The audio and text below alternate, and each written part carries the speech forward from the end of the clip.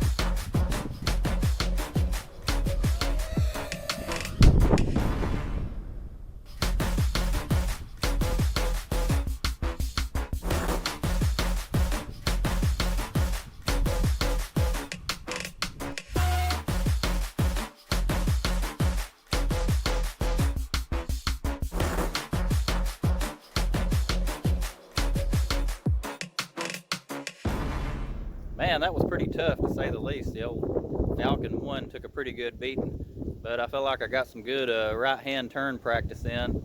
But this wind is just brutal.